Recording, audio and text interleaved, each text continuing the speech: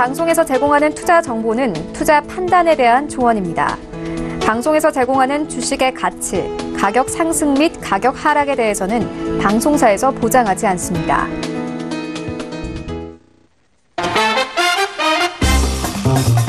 네, 안녕하세요. 톡스타 2부로 다시 돌아왔습니다. 저희 톡스타 2부 오늘은 목요일이니까요. 증권스쿨 코너 함께 해보시기 바랄게요.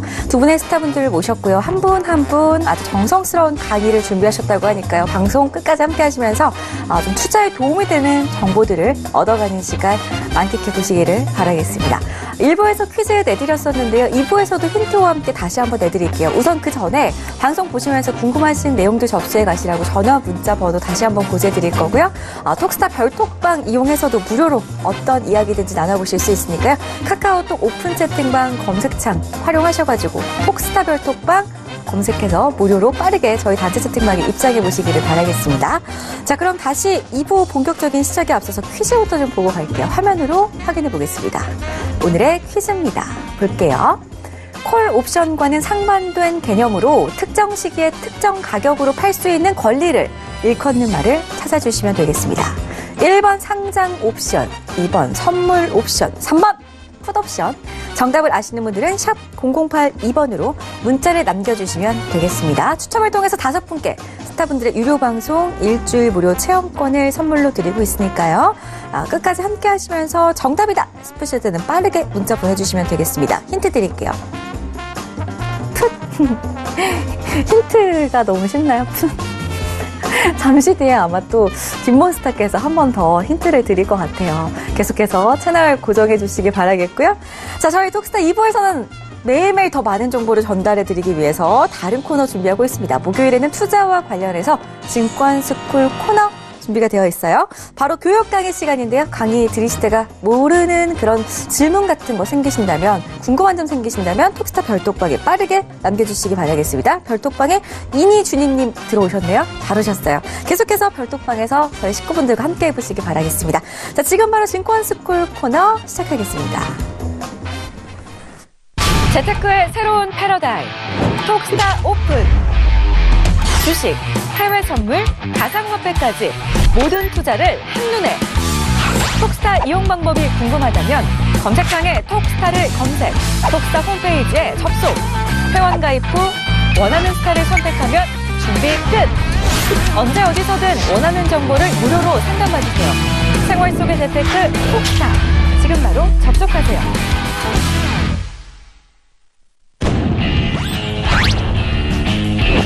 철저한 목표가 및 선저가 매매와 해외 선물까지 섭렵한 로엔알파의 조영석 스타입니다. 네, 오늘 두 분 모셨습니다. 인사 나눠볼게요. 안녕하세요. 안녕하십니까. 안녕하십니까? 네, 말씀 좀 해주세요. 반갑습니다. 네, 반갑습니다. 자, 입이 딱 붙었어요. 네. 입술이 붙어가지고. 조영석 스타님. 네네. 오늘도 또 추천주 들고 나오셨나요? 네, 오늘 추천주 가져왔습니다. 알겠습니다. 네. 강의도 많이 기대가 되는데요. 또 우리 시청자분들께 일단 한 말씀. 네. 시청자분들 중에서 요즘 1월달, 네, 주가가 또 좀 많이 올라가고 있는 부분들이 있다 보니까, 죄송합니다. 네. 그래서, 좀 마음이 좀 편하실 수 있는 부분이 있을 것 같습니다. 특히, 중국 중국에 대한 경기 부양책이 나오면서, 여러 가지 이제 주가 부양이 많이 되고 있는 상황입니다. 특히 1월 효과가, 생각지도 않은 효과들이 지금 나타나는 부분들이 있어서, 2019년도 들어와서 최고치를 오늘 경신을 했습니다. 그래서 그런 부분들에 많은 기대감을 갖고 있을 건데요. 이럴수록 좀 더 냉정하게 시장을 바라볼 수 있는 눈을 가지시기를 부탁드리겠습니다. 네. 좋습니다. 자, 우리 조영석 스타의 강의 오늘도 많이 기대해 주시기 바라겠고요. 추천주까지 말미에 준비가 되어 있으니까요. 1시간 꾸준하게 끝까지 함께 해주시면 좋겠습니다. 김보은 스타님 만나볼게요. 스타님. 네, 안녕하십니까. 네, 스타님께서 일단은 또 우리 시청자분들께 한 말씀 해주시기 전에 지식이 들어있는 힌트 한번 가보시죠. 힌트요? 네. 이거는 지식보다는 파생을 많이 하셨던 분들이라면 아마 공감하실 거예요. 정답이 남자의 로망입니다, 저거. 남자의 로망은 정답 저거거든요. 파생을 하신 남자의 로망이라고 부르거든요. 왜냐면 저게 한 번에 수익이 어마어마하게 나는. 특히 이제 그 옵션 매수를 하시면 특히 이제 9.11 사태나 뭐 그럴 때 최고 우리나라 기록이 911배까지 하루 만에 911배가 난 적이 있거든요.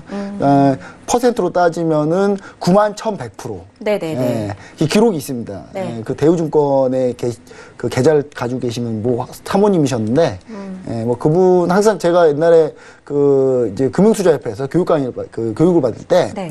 이제 등록 인력이라 이제 교육을 받을 때 그 사고사를 항상 얘기를 해줘요.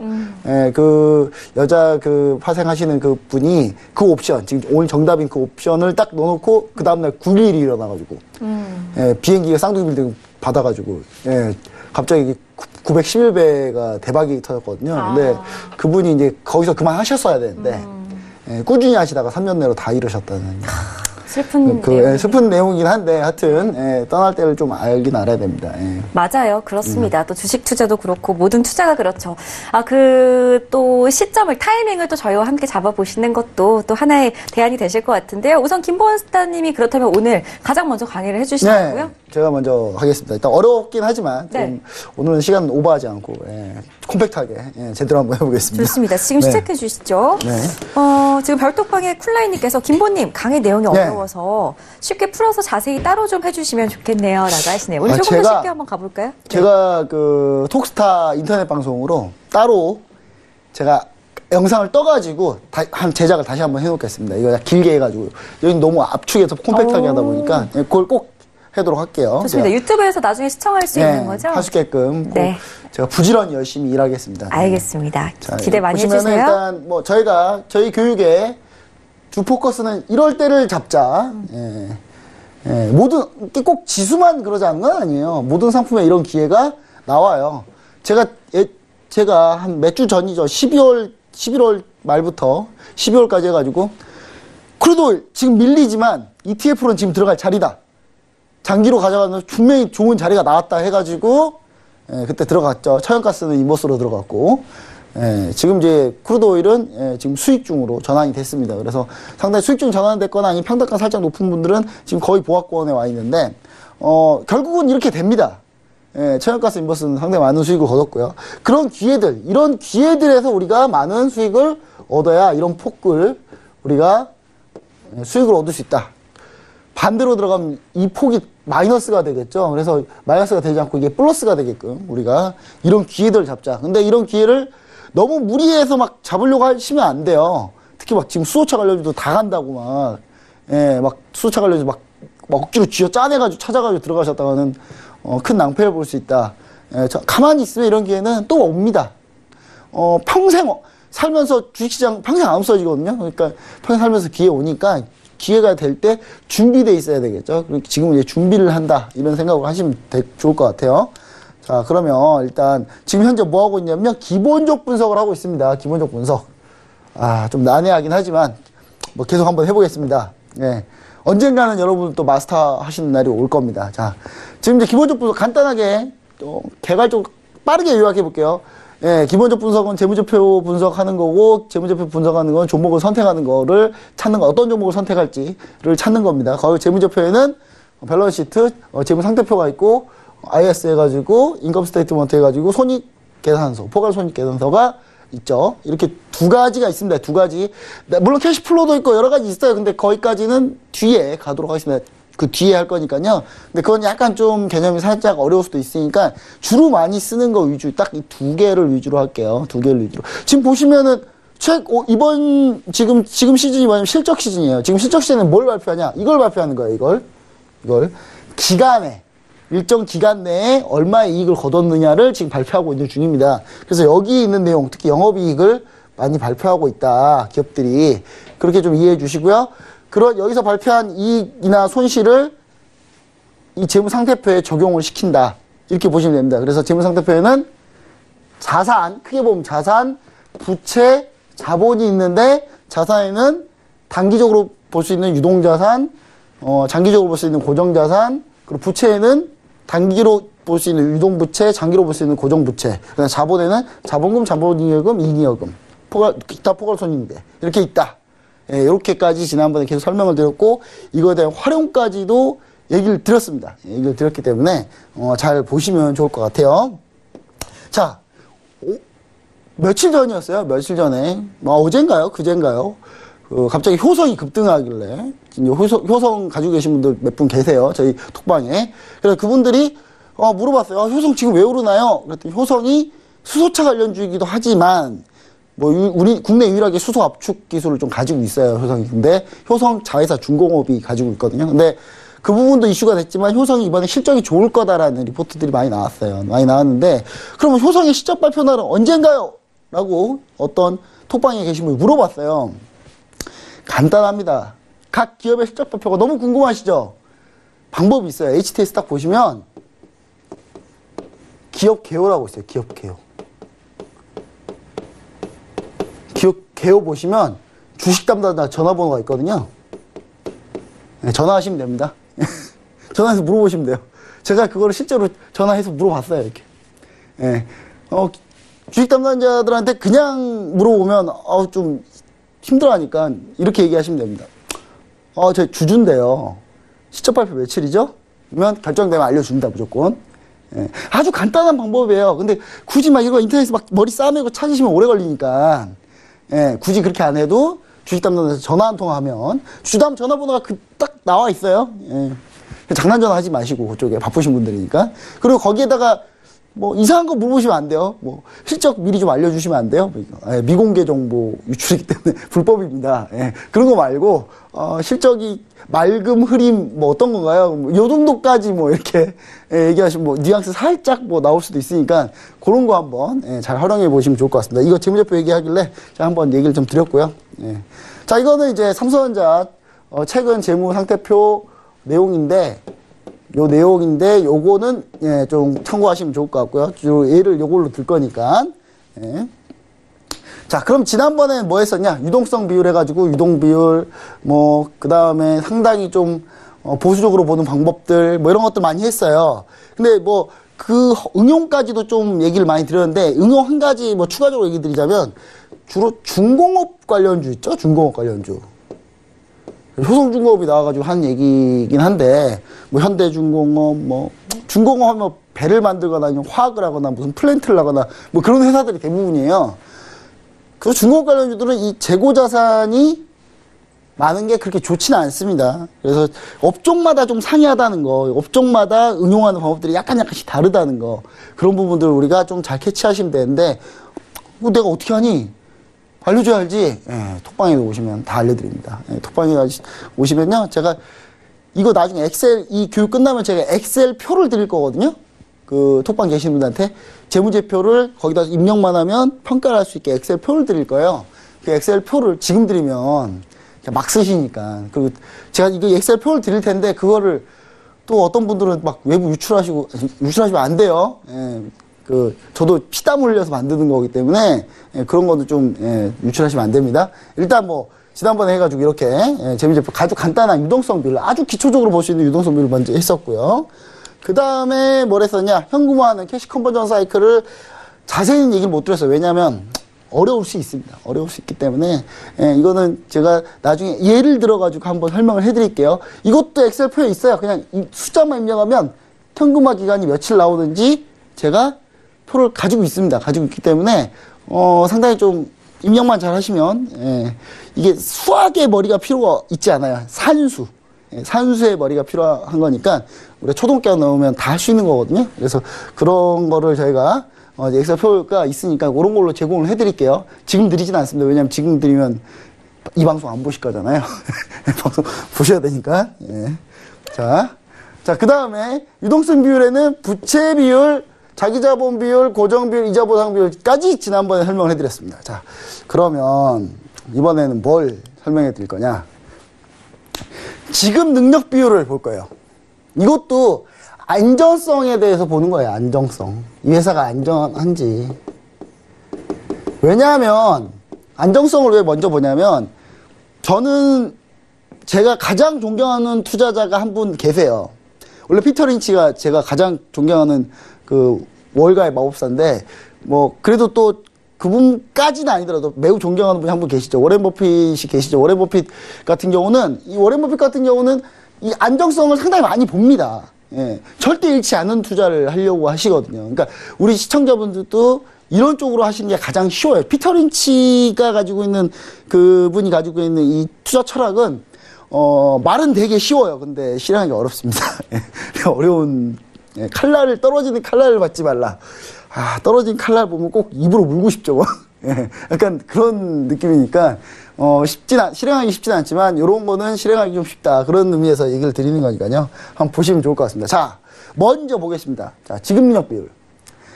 Debt to Equity Ratio라고 되어 있습니다. Debt to Equity Ratio. 넌 영어 죽어라 영어만 하니. 죄송합니다. 그냥 간단하게 얘기 드리면 부채와 자본의 비율을 보자 이거예요. 근데 그 부채가 여기 나온 라이어빌리티 부채가 아니라 뎃이에요. 뎃과 라이어빌리티는 엄연하게 다릅니다. 엄연히 달라요. 뉘앙스적으로 완전 다릅니다. 근데 우리나라는 그냥 부채. 그래서 주식을 영어로 배우는 게 조금 더 투자할 때 좀 센스가 좀 더 올라와요. 그러니까 뭐 늙은 나이에 내가 영어 배우겠니? 뭐 이런 얘기 하시면 어쩔 수 없지만 그래도 부채가 좀 다르긴 하다. 우리 시청자분들 혹시 나이 드신 분들이 혹시 있으시다면 부채는 다 같은 부채는 아니다라는 걸 좀 포인트로 좀 알고 계셔야 됩니다. 자, 뎃은 뭐냐면 이자를 내지 않는 부채를 빼는 거예요. 이자 낸 부채만 있는 거예요, 여기는. 대표적으로 이자를 안 내는 부채가 뭐 있습니까? 선수수익 같은 거는 이거는 따로 이자가 나가지 않아요. 내가 수주를 해갖고 온 건데 수주를 해서 돈을 받았어요. 돈을 받았는데 돈을 받자마자 이 계정을 바로 자본에 내리면 회계 위반입니다. 일을 하지 않고 돈을 먼저 받으면 그걸 먼저 부채에다 놔둬요. 그 다음에 일을 한 만큼 그게 이제 자본으로 빠지는 구조겠죠. 이렇게 일을 한 10% 했어요. 그럼 이 중에 10%만 자본으로 들어가는 겁니다. 일을 많이 하면 많이 할수록 일로 들어가겠죠. 그렇죠? 그래서 이런 것들을 대표적으로 이런 것들을 빼는 겁니다. 빼고 나가는 거고요. 대표적으로 지난번에 말미에 얘기 드렸을 때 보험사도 예를 들었는데 보험사도 고객한테 보험료를 받으면 그 받은 보험료 가지고 뭐 이자를 이렇게 나가거나 그러진 않잖아요. 그냥 쌓아놓기만 하는 거죠. 고객이 물론 쌓아놓고 그걸 투자를 하죠. 다른 데다가. 그걸 돈을 굴리겠죠. 굴리는데 뭐 그렇다고 해서 이자를 꼭 얼마를 얹어줘야 되거나 그런 건 아니잖아요. 예를 들면 뭐 적금식 보험이 아니라 뭐 이렇게 뭐 예를 들어서 뭐 손해보험이나 뭐 이렇게 꼭 지금 나가야 될 수 있는 것들 그런 것들은 쌓아놓고 있잖아요. 그런 부분들은 다 이자를 내지 않는 부채이기 때문에 뎃에서는 빠져야 됩니다. 그래서 빼는 거예요. 빼고 그럼 이 부채와 토탈 에쿼티 토탈 에쿼티는 뭡니까? 요 에쿼티를 얘기하는 거예요. 자본을 얘기합니다. 이 자본과 부채를 비교해 가지고 얼마의 비율을 가져갔느냐 간단하게 볼게요. 예를 한번 들어보자면 삼성전자를 보겠습니다. 삼성전자 부채가 총 얼마입니까? 부채가 95예요. 일단 선수수익 빼자 얼마가 계정을 제가 안 넣었으니까 선수수익 일단 이거 아예 영리하고 치고 전부 다 부채라고 보자고요. 자본금 얼마입니까? 242조네요.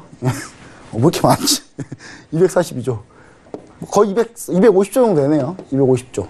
엄청나게 좋은 비율을 가지고 있는 거예요. 즉, 숫자가 어떨수록 낮으면 낮을수록 뭡니까? 좋은 거겠죠? 이거 숫자가. 이렇게 응용을 할 수 있다는 거 얘기 드릴게요. 자, 그리고 일단 이렇게 해서 끝났고요. 그 다음에 이거 비슷한 게 뭐냐면 Debt to Equity 수합이라고 있어요. Debt to Equity 수합이라는 게 있는데 이거는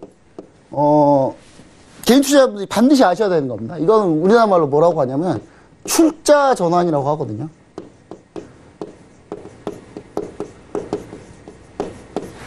대표적으로 맛이 간 기업들, 상태가 안 좋은 기업들이 출자 전환을 많이 해요. 자, 출자 전환을 하면 어떻게 되냐면 예를 한번 들어볼게요. 자, 이렇게 재무제표가 있어요. 재무상태표가 있습니다. 여기에 100억이 있다고 쳐볼게요. 전체 자산이 100억. 그런데 전체 자산은 100억인데 부채가 200억. 그럼 여기 숫자가 뭐가 들어가 있습니까? 자본은 마이너스 100억. 딱 봐도 맛이 가는 회사죠? 그쵸? 이런 회사는 주로 어떻게 됩니까, 나중에? 나중에 어떻게 될까요? 이대로 망하나요? 망하는지 안 망하는지는 어떻게 봅니까? 청산 이 채권자들 돈을 빌려 200억 정도 빌렸으니까 채권자가 있을 거 아니에요. 이 채권자들이 결정을 하죠. 법정 관리를 할 건지 뭐 청산을 할 건지 서로 결정합니다. 결정해가지고 이 회사 살리자. 야, 청산해봐야 얼마 남지도 않는데 뭐 돈 가져가지도 못하는 거 빌려준 거 그냥 살려놓고 살려온 다음에 나중에 비싸게 해서 팔자. 그런 결정을 하게 돼요. 그러면 어떻게 됩니까? 재무제표가 어떻게 바뀌냐면 되게 멋있게 바뀌어요. 100억이 있고요. 자산은 100억이 그대로 있죠. 부채가 어떻게 되냐면 빵이 되고 자본이 100억이 됩니다. 즉, 이 채권자들이 주주가 되는 거예요. 이런 사례가 많이 있나요? 대부분의 사례가 다 이렇습니다. 자, 우리 생각해 볼게요. IMF 때 은행 다 망했죠? 우리나라 은행 중에 존재하는 거의 뭐 대부분의 은행은 다 망했어요. 뭐 새마을금고 뭐 그 정도만 살아남았고 거의 대부분의 은행 IMF 때 다 망했습니다. 예, 이런 식으로 망했죠. 그래서 아직도 우리은행하고 기업은행은 아직도 대주주가 누구예요? 이 채권자가 대주주잖아요. 산업은행. 그래서 뭐 정부가 가지고 있는 은행이잖아요. 그렇죠? 아직 못 판 거예요. 그러니까 나머지 은행들을 그렇게 해가지고 또 팔았는데 그래서 그걸 민영화라고 하는 거고요. 예, 그렇게 해서 많이 다 벌어진 겁니다. 그러니까 채권자들이 주주로 내려가는 거예요. 이걸 데트 에코티 수합, 우리나라 말로 출자 전환. 안 좋은 기업들은 출자 전환을 시켜가지고 살립니다. 그럼 출자 전환을 할 때가 투자의 포인트겠죠? 예. 살리려고 하니까, 살리려고 채권자들이 내가 그냥 주주할게 가는 거 아니겠어요? 그럼 기존 대주주는 어떻게 됩니까? 기존 대주주들은? 그럼 기존 대주주 쫓겨나는데 어떻게 쫓겨납니까? 감자를 시켜서 쫓겨나죠. 그래서 이럴 때 감자가 나오는 거예요. 그래서. 여기다 두 글씨 더 붙여야 되죠? 무상감자. 보상 없이 그냥 감자시켜버리는 거예요. 대주주들 지분을 감자를 딱 시킵니다. 감자를 시키면 대주주들은 지분이 쪼그라들고 채권자들이 지분을 다 갖고 넘어오기 때문에 이 사람들이 대주주가 되겠죠. 그래서 기업을 자기들이 갖고 그래서 진행하는 우리나라 대표가 대우조선이야. 마찬가지였죠. 예. 그 쌍용차 마찬가지였습니다. 쌍용차도 채권자들이 대주주가 되고 그 대주주가 돼서 하필 중국한테 팔아가지고 그죠? 중국한테 팔아가지고 예. 그리고 또 다시 인도한테 팔았죠. 좀 잘 팔았어야 되는데. 그래서 쌍용차 사태가 일어난 겁니다. 거기까지 가면 좀 너무 산으로 가니까 일단 예. 그러면 이때 무상감자를 하잖아요. 그럼 이 무상감자 할 때 포인트에 주식을 사야죠. 감자하면 사람 막 겐투자 막 와가지고 울어요. 어떻게 하냐 감자 당했어요. 돈 다 날라갔어요. 그 전에 울었어야죠. 이거는 그렇죠? 예, 그 전에 울고 무상감자 했으면 살릴 의지가 있다. 무상감자하고 출자 전환했다. 그러면 살 수 있는 포인트입니다. 예, 매수할 수 있는 포인트예요. 물론 위험하긴 해요. 위험하긴 한데 수익률을 극대화시키는 포인트가 이때 나와요. 이때 나오기 때문에 그 기업의 내용 어느 정도 좀 많이 파악을 하고 이런 거 전문으로 투자하시는 분도 계세요. 제 아는 분들은 이런 거 사냥하러 다니는 분들 계시거든요. 근데 뭐 그런 식으로 투자를 하시니까 우리 시청자 여러분들이 많이 좀 이런 부분, 그러니까 어떻게 이런 게 이루어지나 이런 사건들이 어떤 구조로 이루어지고 어떤 과정으로 이루어지는지 알려면 재무제표를 공부해야 되겠습니까? 안 해야 되겠습니까? 하면 알아요. 예, 하면 이 다음 그렇게 넥스트로 가겠구나. 그렇게 흘러가겠구나. 쌍용차 같은 경우는 거의 무조건 살리는 거였어요. 왜냐하면 청산을 해야 되는 상황이었어요. 도저히 답이 안 나와서. 근데 왜 살렸냐? 쌍용차를 파산시키는 순간, 청산시켜버리는 순간 우리나라의 자동차 회사는 뭐밖에 없습니까? 현대기아차밖에 안 남아요. 그래서 약간 독점에 대한 문제점이 있어가지고 쌍용차를 무조건 살 수밖에 없었던 거고 감자 들어가고 그때 대퇴코트 수합 출자전 해가지고 감자 들어갔다. 그럼 그때 샀어야죠. 사고 몇 배가 올랐는데요. 그렇죠? 예. 그러니까 그런 것들을 우리 시청자분들이 이 재무제표 공부하시면서 좀 파악을 많이 해주셔야 잘 됩니다. 그리고 지금 현재 우리나라가 우리나라 정부에서 가지고 있는 하이닉스가 대표적이죠. 하이닉스. 지금 하이닉스가 원래 하이닉스도 망했죠. 망해서 채권자가 누구였습니까? 산업은행, 예탁결제원 이런 데 채권자로 들어갔죠. 그래서 걔네들이 대주주가 됐잖아요. 동업사가 출자전환해가지고 대주주가 돼서 그래서 하이닉스 누구한테 팔았습니까? SK한테 팔았잖아요. 그래서 지금 앞에 뭡니까? SK 하이닉스가 됐죠? 예. 최근에 주식하신 분들밖에 없어서 이해 못하실 수도 있겠지만 주식 좀 오래 하신 분들은 저런 구조지. 예. 이런 것들을 우리가 좀 잘 파악을 하시면 정말 주식 어떻게 보면 엄청 쉬울 때가 있어요 가끔. 예. 하여튼 이런 거 있습니다. 그래서 대투 에쿼티 수학까지 해가지고 대투 에쿼티 나왔길래 요거 얘기 드렸고요. 그 다음 두 번째, 자 이거는 이제 부채와 자산을 비교해 보는 거거든요.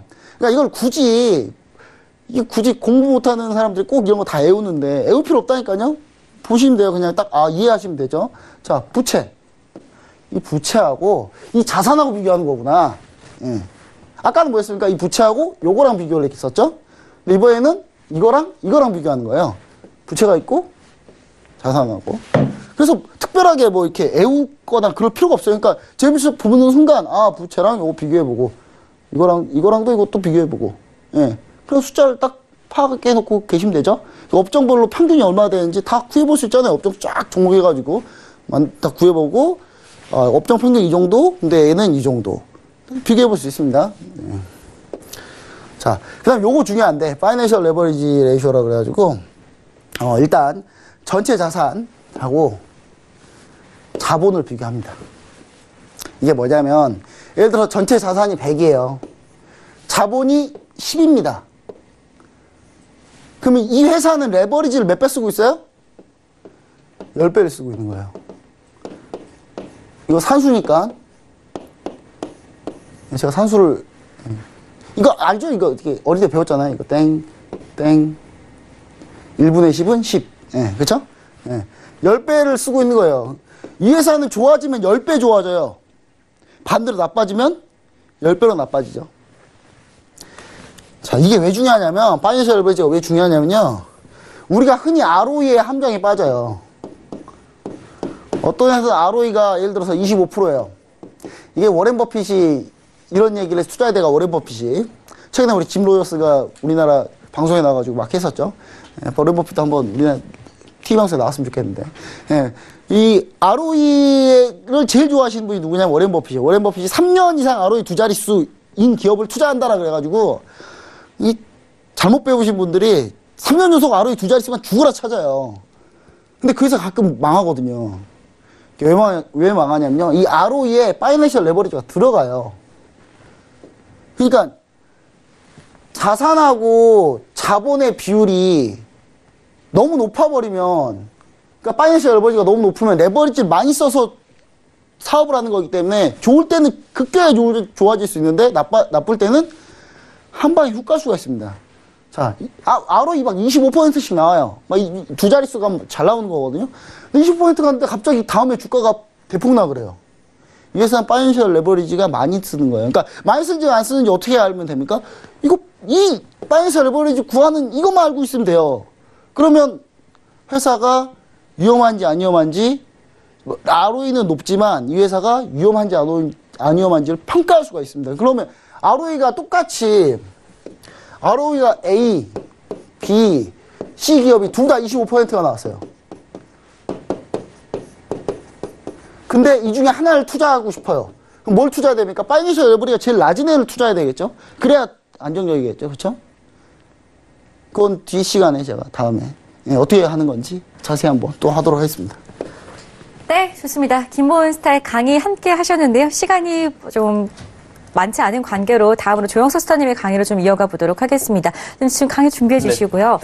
지난주 이 시간에 규제 샌드박스와 관련해서 어떤 종목들을 살펴보면 좋을지 좀 소개를 해주셨었는데 오늘은 어떤 내용을 주로 다뤄주실 건가요? 네, 지난주에 그 규제 샌드박스 관련된 부분들에 대해서 시청자분들이 많이 좀 저희 톡방에서도 요청하셨던 부분들이 있어서 잠시 복습하고 그다음에 이제 글로벌 경기 지표에 관련된 부분들이 또 이제 시청자분들께서 이제 12월 1월 말 정도 되게 되면 여러 가지 경기 지표들이 나오는데 그 경제 지표가 시장에 어떻게 반영되는지에 대한 부분들도 궁금해하시는 부분들이 있으셔서 그 부분들 같이 강의하도록 하겠습니다.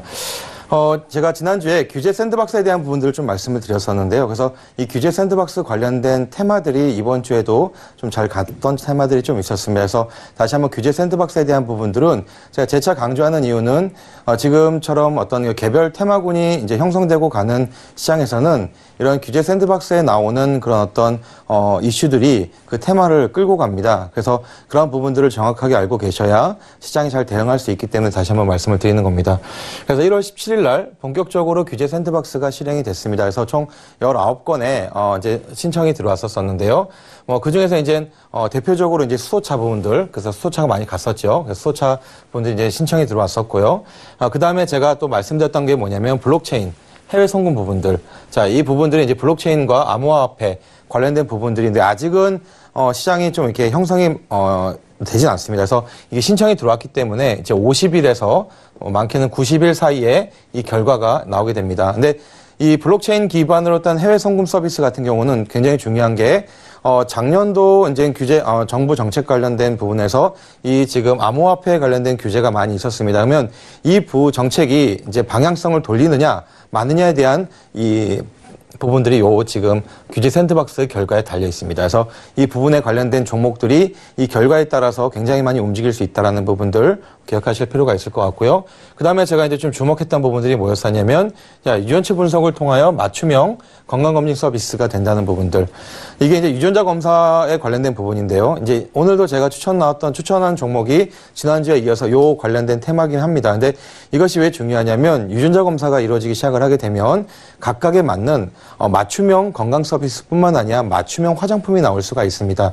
특히 이제 중국 같은 경우에서는 이 유전자 검사가 허용되고 있습니다. 그래서 거기에 맞는 바이오 화장품들이 지금 시중에 이제 나오기 시작을 했고, 이제 우리나라 같은 경우는 이 유전자 검사가 되었을 때 자기에 맞는 건강검진이 이루어지기 때문에 굉장히 이 시장성은 넓어지게 됩니다. 그래서 이 종목에 대한 부분들을 좀 기억하라고 말씀을 드렸습니다. 자, 이런 또 여러 가지 또 나오긴 했었는데요. 특히 이제 3가지를 좀 말씀을 드렸었고요. 자, 그러면 규제 샌드박스에 대한 7가지 수혜 테마를 제가 말씀을 드렸습니다. 자율주행에 관련된 부분들, 이제 조만간 이제 버스 자율주행도 있을 거고 여러 가지 말씀을 이제 나올 겁니다, 시중에. 그 다음에 수소차 관련된 부분 이제 많이 올라갔죠.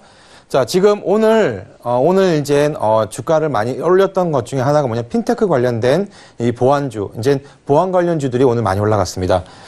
핀테크, 제가 말씀을 드렸던 테마 중에 하나입니다. 금융 관련된 부분. 지금, 금융 관련된 이 핀테크 관련된 규제 샌드박스는 조만간, 굉장히 많이 나오게 될 겁니다. 그래서 이 핀테크에서 핵심은 이제 보안적입니다. 이제 보안 관련해서 오늘 보안 관련된 종목들 가운데 많이 올라갔던 종목들 많이 보게 됩니다. 또 이제 스마트 기기에 의료기 관련된 부분도 이제 조만간 좀 많이 나오게 될 거고요. 그 부분들은 좀 기억하실 필요가 있을 거고요. 아까 얘기했던 유전자 검사, 생체 인증, 이 연관된 부분도 있습니다. 사물 인터넷, IoT. 이 부분들이 이제 많이 이제 테마를 형성돼서 올라갈 거다라고 말씀을 드렸습니다. 자, 규제 샌드박스 다시 한번 말씀드립니다. 이 부분들 항상 기억하시면서 또 특히 이제 상반기에는 계속적으로 저게 지금 신청이 들어왔기 때문에 앞으로 길면 2달 안에 2달에서 석 달 안에 이 결과물들이 나오기 시작을 합니다. 그때 또 한 번 움직인다라는 거. 그래서 아까 제가 체크해드렸던 그 테마들을 기억해 두셨다가 날짜를 기억하시면 됩니다. 1월 17일이면 50일에서 90일 사이 결과가 나옵니다. 그러면은 그 결과에 따라서 그 테마들이 움직인다라는 거 수첩에 또 스케줄러에 체크해 놓으시고 기억하시면 될 것 같습니다. 자, 오늘은 글로벌 경제 지표에 대한 부분들을 좀 얘기하려고 합니다. 이제 해외 선물이라든지 아니면 이제 그쪽에 관심이 있는 시청자분들은 굉장히 좀 이 경제지표 발표에 민감한 부분들이 있습니다. 그래서 주간 경제지표 발표라든지 그런 부분에 따라서 오일이라든지 아니면은 골드라든지 여러 가지 나스닥 선물이라든지 올라갔다 내려갔다 이 진폭이 엄청나게 커집니다. 근데 주식을 하시는, 특히 국내 주식을 하시는 우리 시청자분들 중에서는 해외 경제지표에 대한 부분들을 잘 이제 모르고 넘어가는 경우가 많습니다. 그래서 이 부분들을 우리가 체크하면서 그것이 어떻게 시장에 영향을 주는지에 대한 부분들 좀 한번 얘기 한번 나누도록 하겠습니다. 자, 경제지표. 자, 글로벌 경제지표 어떻게 봐야 할까? 자, 중요한 거는 지금까지는 미국의 특히 이제 뉴욕 증시와 국내 증시의 커플링이 굉장히 있었습니다. 근데 지금 요즘 들어서 디커플링 현상이 계속 나타나기 시작을 했고, 국내 증시는 지금은 중국 증시와 거의 커플링 효과가 많이 나타납니다. 그래서 중국 증시가 10시 30분에 개장되지 않습니까? 그래서 중국 증시가 개장되고 중국 지표의 증시의 그런 흐름에 따라서 국내 증시가 많이 이제 따라가는 경우들이 많습니다. 그래서 예전까지는 미국 경제 지표를 많이 주목해서 보게 되었는데요. 근데 지금은 우리나라 전체적인 경제 시장 가운데 중국에 의존하는 부분들, 특히 중국과 연관된 부분들이 굉장히 많습니다. 그렇기 때문에 중국에 대한 경제 지표도 꼭 지켜봐야 됩니다. 그래서 미국 경제 지표와 중국 경제 지표를 두 가지를 보면서 결정을 하셔야 될 것 같습니다. 자, 그래서 이제 미국 경제지표와 이제 중국 경제지표를 오늘 제가 간단하게 시간이 그렇게 많지 않기 때문에 짧게 말씀을 드릴 건데요. 많은 경제지표들이 나옵니다. 그 중에서 좀 핵심적인 부분들을 제가 말씀을 드릴 거니까 체크하시고, 그리고 그 체크 같은 부분들을 만약에 스케줄을 잘 모르시면 저희 톡방에 들어오시면 저희가 일일 스케줄표를 계속적으로 올려드립니다. 그러면 그걸 보시면서 그날 새벽에 아니면 다음날 아침에 어떻게 경제지표가 나왔는지를 보시면서 그날 장을 대응하시는 것도 좋을 것 같습니다. 자, 먼저 미국 경제지표를 한번 보도록 하겠습니다. 미국 경제지표 같은 경우는 이제 주간 경제지표가 항상 나옵니다. 그래서 매주 요일에 맞춰서 경제지표가 나오고요. 그 다음에 월간 경제지표가 나오고, 그 다음에 이제 뭐 GDP라든지 분기 GDP라든지 이런 것들이 나옵니다. 그래서 미국 같은 경우는 주간 경제지표가 나오기 때문에 그 중에서 좀 핵심적인 부분들 굉장히 많이 지표들이 나옵니다. 근데 그것 중에서 많이 좀 시장에 영향을 줄 수 있는 것들을 제가 몇 가지 뽑아서 말씀드리도록 하겠습니다. 첫 번째는 이건 이제 크루드 오일, 이제 오일을 투자하시는 해외 선물을 하시는 분들에게는 좀 많이 보셔야 되는 것 중에 하나가 주간 원유 재고량을 좀 많이 나옵니다. 그래서 매주 수요일 날, 한국 시간으로는 목요일 날 0시 30분에 이 원유 재고량이 발표가 되는데, 이 발표가 되는 재고가 많아지느냐 적어지느냐에 따라서 크루드 오일의 가격이 정말 그 급등락하는 부분들을 좀 보게 됩니다. 그래서 이런 부분들을 놓치시는 부분들은 없을 거라고 생각합니다. 크루드 오일 하시는 분들은. 하지만 이제 이 부분들은 뭐 주식 시장에는 그렇게 영향을 미칠 수는 없지만 이제 유가와 관련된 종목들이, 유가가 올라갔을 때 그 관련된 종목들이 또 같이 움직일 수 있기 때문에 이 부분들은 그냥 살짝 체크하고 넘어가시면 될 것 같습니다. 자, 그 다음에 주간 MBA 모기지 신청 건수입니다. 그래서 MBA라는 것은 모기지 은행가 협회에서 나오는 이 모기지 신청 건수인데요. 이 모기지 신청 건수가 또 이제 어떤 부분들이 있냐면 주택 구입에 대한 부분과 연관이 많이 돼 있습니다. 그래서 이것도 매주 수요일 오후 9시에 발표가 되는 부분들이 있습니다. 그래서 요 두 가지는 실질적으로 주가에 크게 영향을 받지는 않습니다. 하지만 매주마다 이게 발표되는 부분들, 해외 선물을 하시는 분들은 요 원유 재고는 한번 기억해 보실 필요가 있고요. 주간 지표 가운데 좀 많이 영향을 받는 것이 바로 이 부분입니다. 주간 신규 실업수당 청구 건수입니다.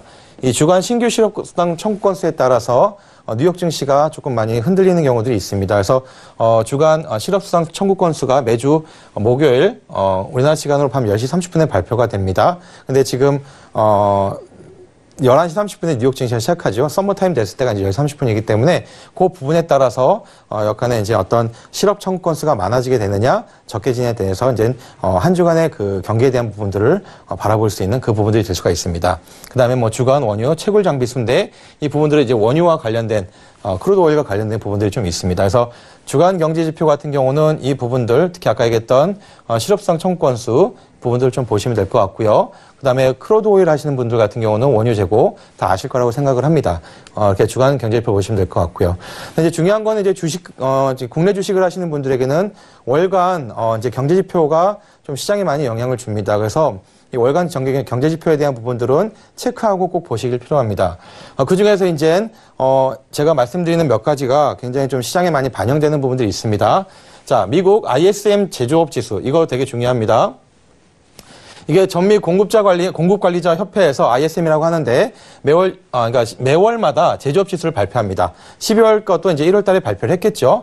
근데 기준점이 50입니다. 그래서 50을 기준으로 이제 50이 넘어가는 부분들은 무엇을 얘기하냐면 제조업 경기가 활성화되고 있다.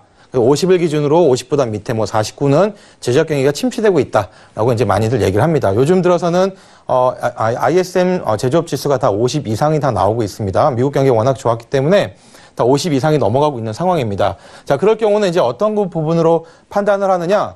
전월 대비 지금 ISM 제조업 지수가 53이라 그러면 전월에 만약에 50이었다. 지금 53이라 그러면 전월보다 더 제조업 지수가 올라가기 때문에 제조업 경기가 확장되고 있다. 활성화되고 있다라고 판단하시면 됩니다. 자, 근데 중요한 거는 50 밑으로 떨어지는 부분들은 경기 둔화를 얘기합니다. 그래서 50 밑으로 떨어졌을 때는 굉장히 좀 경기 자체가, 제조업 경기 자체가 안 좋아지고 있다라고 이제 판단하셔야 됩니다. 그래서 이 부분들로 통해서 이제 뉴욕 증시가 많이 출렁이게 됩니다. 그리고 그것이 이제 국내 영향에도 많이 미치게 됩니다. 이 지금 제조업 지수 같은 경우는 산업 생산 지수라고 해서 나중에 이제 중국도 말씀을 드릴 건데, 중국에서도 이 지수가 나옵니다. 근데 이 중국의 지수가 우리나라에는 지금 현재 더 많이 영향을 주고 있는 상황입니다. 그래서 이 ISM 제조업 지수는요, 그 실물 경기 대표적인 선행 지수입니다. 그래서 되게 중요합니다. 주식시장 민감하게 반응하고요. 자, 50 이상이 유지되고 있는 것들이 굉장히 중요합니다. 근데 경기라는 자체가 계속적으로 50 이상 갈 수는 없습니다. 그래서 경기가 둔화가 되었을 때는 50 밑으로 떨어질 때는 아까 말씀드렸죠. 전월 대비해서 50에 더 가까워졌느냐, 아니면 전월 대비해서 50이 더 멀어졌느냐라는 부분들로 판단하시면 될 것 같습니다. 자, 그 다음에 또 중요한 부분이 뭐냐면 고용 동향 보고서입니다. 그 미국 고용 동향 보고서. 자, 이 부분들은요, 어떤 부분들이 중요하냐면 나중에 FRB에서 금리 결정을 할 때, 이자율 결정할 때 굉장히 많이 영향을 주는 것 중에 하나가 고용 동향 보고서입니다. 그래서 매월 노동부에서 고용 동향 보고서를 이제 발표를 합니다. 자, 여기서는 이제 어떤 걸 발표하냐면 비농업 부분 고용 지표를 발표합니다. 그리고 제조업 임금 변동이나 실업률, 중요합니다. 이 실업률도 같이 발표를 합니다. 그렇기 때문에 이 고용 동향 보고서를 통해서 미국, 그러니까 FRB에서 이자율을 결정을 합니다. 이자율 결정하는데 여러 가지가 있는데 그 중에 보는 것 중에 하나가 바로 이 고용 동향 보고서입니다. 그래서 이 부분들이 어떻게 나오고 실업률이 어떻게 나오는지를 눈여겨 체크하셔야 됩니다. 그래서 체크하시고 나서 그 부분들이 예를 들어서 이 실업률이 굉장히 높아집니다. 그러면은 이자율을 올릴 수가 없겠죠. 실업률이 굉장히 낮습니다. 지금까지 계속적으로 이자율을 올릴 수 있었던 부분들은 뭐냐면 최고의 호황기를 미국이 맞이하면서 실업률이 역대 최저치였습니다. 그래서 실질적인 거의 다 고용이 됐다라고 얘기할 정도로 굉장히 조금 경기가 좋았습니다. 그러다 보니까 FRB에서는 계속 어떻게 합니까? 이자율을 올릴 수 있는 계기를 마련하게 된 겁니다. 그래서 그 부분들은 이 부분들을 통해서 이루어질 수 있다는 부분들을 기억하실 필요가 있습니다. 자, 그 다음에 아까 그 제조업 지수 말씀드렸죠. 마찬가지 ISM 비제조업 지수, 이것도 되게 중요합니다. 자, 왜 그러냐면 미국 산업 자체는 제조업이 전체 포지션에, 그러니까 종사하는 자의 10% 정도 분이 되지 않습니다. 거의 인구의 90%는 서비스 업종, 특히 비제조업 쪽에 종사하고 있습니다. 그렇기 때문에 이 비제조업 지수 같은 경우도 이제 뉴욕 증시에 많은 영향을 주게 됩니다. 똑같습니다. 50을 넘으면 어떻게 됩니까? 경기 확장되는 거고, 50보다 미달되면 위축된다는 부분들 대단히 중요합니다. 아까 얘기했던 것처럼 전체 미국 경제의 90%가 이쪽을 담당하고 있습니다. 그렇기 때문에 이 ISM 비제조업 지수는 뉴욕 증시에 굉장히 많은 영향을 줍니다. 그러면 또 어떻게 됩니까? 국내 증시에도 영향을 줄 수밖에 없다라는 부분들을 말씀드리고 싶습니다. 자, 이 부분들. 그 다음에 이제 중요한 게 소비자 물가지수입니다. 소비자 물가지수와 생산자 물가지수. 자, 이것까지가 이제 굉장히 중요한 부분들 하나입니다. 이 소비자 물가지수와 생산자 물가지수는 바로 아까 얘기했던 FRB가 이자율을 결정한 데 있어서 보는 두 가지 이 부분들의 평가 잣대입니다. 그래서 이 물가지수가 어떻게 되냐에 따라서 인플레이션이 진행되고 있느냐, 아니냐에 따라서 이자율을 올려야 되느냐, 아니면은 조금 더 보류해야 되느냐, 이 부분들이 결정되게 됩니다. 그래서 매월 노동부에서 소비자 물가지수, CPI라고 하죠. 이 부분들을 이제 발표하게 됩니다. 대표적인 이제 인플레이션 지표가 될 수 있고요. 또 생산자 물가지수 마찬가지입니다. 똑같이 노동부에서 지금 이 부분들을 발표하고 있습니다.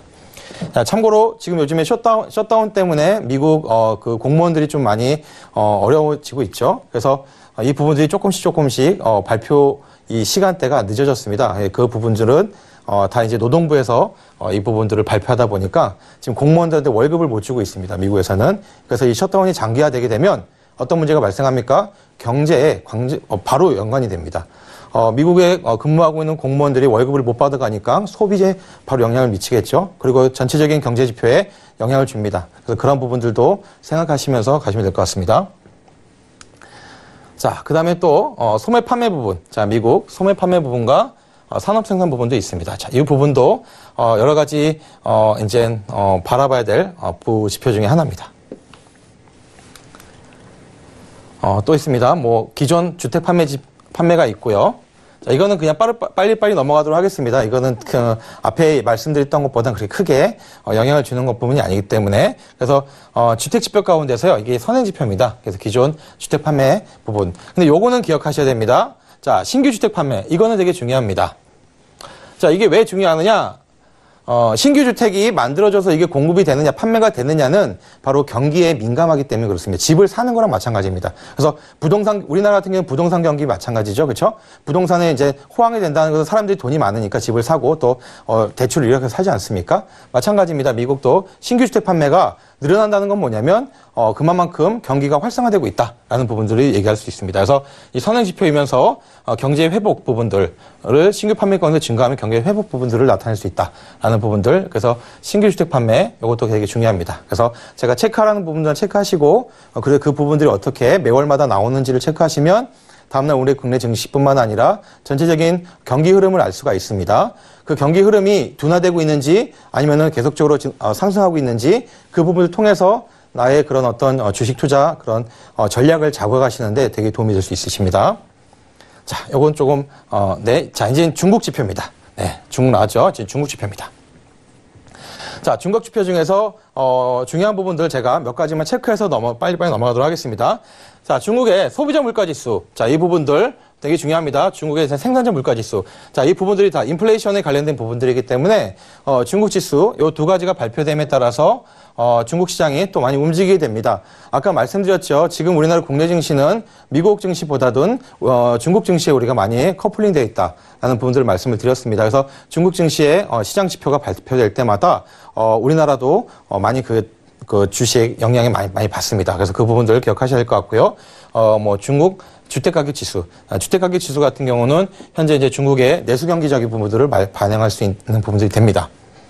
자, 중요한 게 이제 요 두 가지 중요합니다. 중국 소매 판매와 중국 산업 생산 부분입니다. 그래서 소매 판매와 산업 생산 부분들이 어떻게 나오냐에 따라서 지금 중국 경기가 둔화되고 있는지 아니면 활성화되고 있는지 전월 대비 결과치가 되게 중요합니다. 그래서 예상치가 나오는데 그 예상치보다 부합하거나 상회한다라는 그런 결과치가 나오게 될 경우는 중국 증시가 굉장히 올라가게 됩니다. 거기에 마찬가지 우리나라 증시도 따라서 올라가는 그런 경향들이 많이 보게 됩니다. 그리고 이제 곧 발표하겠죠. 중국 분기 GDP 발표 중요합니다. 네, 되게 중요합니다. 그리고 제가 이제 그 경제 지표 중에 좀 특별한 거 요거 하나는 좀 말씀드리려고 가지고 왔습니다. 자, 중국의 인민은행 지준율, 지급 준비율 인하 1월 10일 발표했죠. 이 부분 기억 꼭 하셔야 됩니다. 자, 중국의 그 지준율, 지급 준비율이 인하된다는 소식 자체는요. 경기 부양책입니다. 시중에 돈을 풀겠다라는 얘기예요.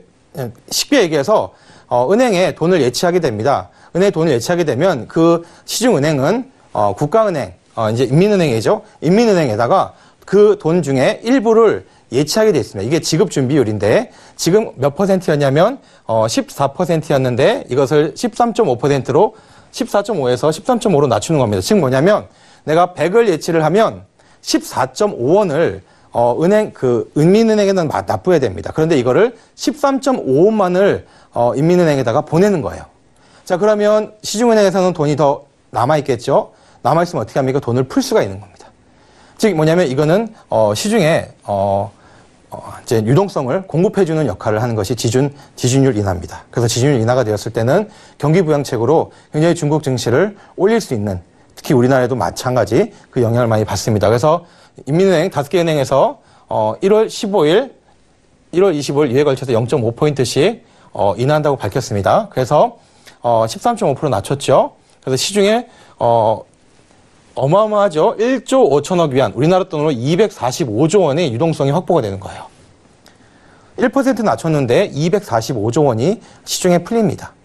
그만큼 중국 증시가 거기에 따라서 많이 올라갈 수 있겠죠. 덩달아서 이 부분 때문에 국내 증시도 굉장히 조금 효과를 많이 봤다라는 부분들을 말씀드리고 싶습니다. 네, 그래서 이 부분들 말씀드리겠습니다. 그래서 미국하고 중국 이 관련된 부분에서 우리나라가 가운데서 많은 영향을 많이 받는 부분들 기억하셔야 되고요. 두 나라의 경제 지표를 우리가 꼭 기억하셔야 됩니다. 그래서 오늘 제가 이제 시간이 거의 다 됐기 때문에 제가 종목 하나 추천해드리고 왔습니다. 그래서 아까 규제 샌드박스 말씀드렸죠.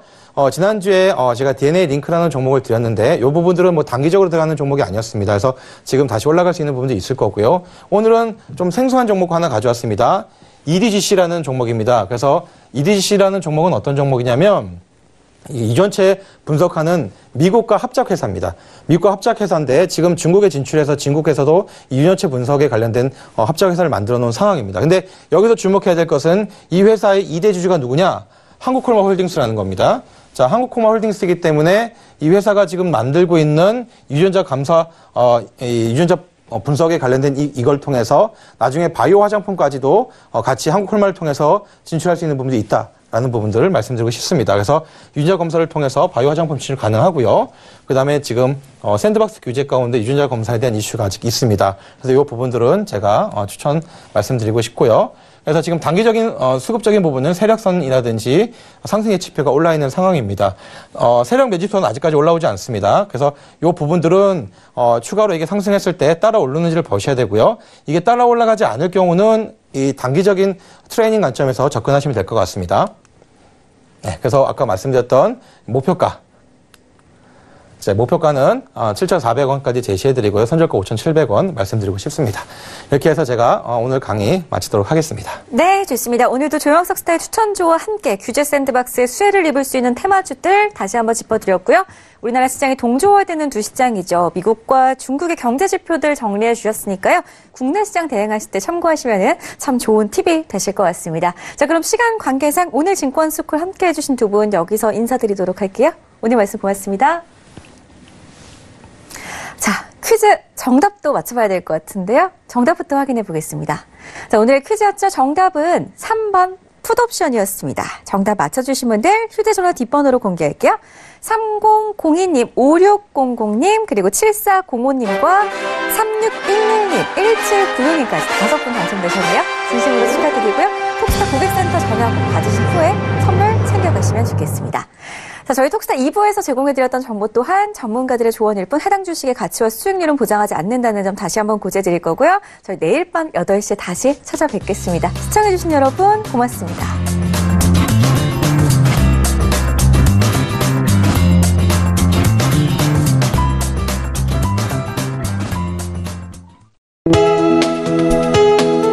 본 방송에서 제공하는 투자 정보는 투자 판단에 대한 조언입니다.